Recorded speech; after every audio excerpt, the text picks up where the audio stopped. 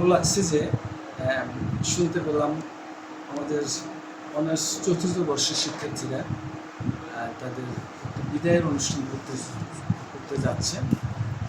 তো এটি একটি ভালো লক্ষণ যে আমাদের শিক্ষার্থীদের মাঝে যে পারস্পরিক যে সম্পর্ক এবং তাদের মধ্যে যে বন্ডিং, এটা অত্যন্ত জোরালো ইতিমধ্যে, সেটা আমার কাছে মনে হয়েছে। এবং তারা সবাই মিলে ঐক্যবদ্ধভাবেই বিদায়ের অনুষ্ঠানটা করতে যাচ্ছে। এটা আমার কাছে খুব আশাপ্রদ মনে হয়েছে। এবং এই ধরনের বিদায় অনুষ্ঠানের মধ্য দিয়ে আসলে আনুষ্ঠানিক শিক্ষা জীবনের একটা পর্বের সমাপ্ত হয়। এবং এগুলো শিক্ষার্থীদের যে স্মৃতির অ্যালবামে অভূতপূর্ব একটি ঘটনা হয়ে থাকে।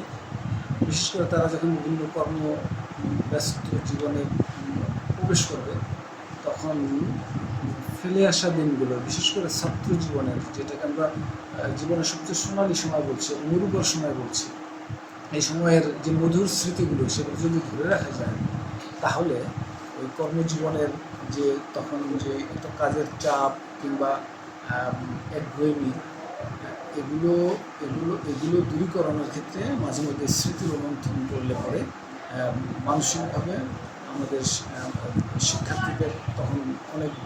শিক্ষার্থীরা তখন অনেক ভালো অনুভব করবে।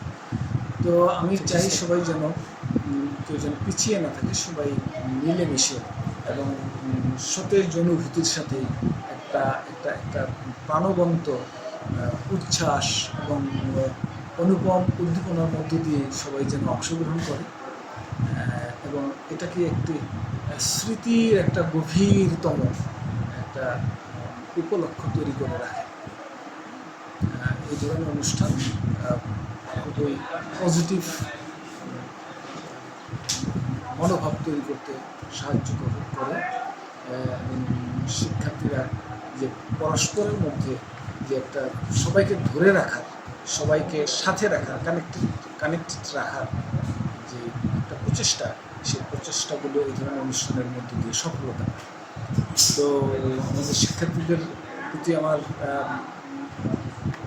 পরামর্শ কিংবা তাদের প্রতি আশা থাকবে, তারা যেন এই কাজটা নিয়ে বেশি কাজ করে, যেন সবাইকে একত্রিত করা যায় এবং সবাইকে একত্রিত করতে পারার মধ্য দিয়ে এই অনুষ্ঠানের সফলতা অর্জিত হবে বলে আমি মনে করি।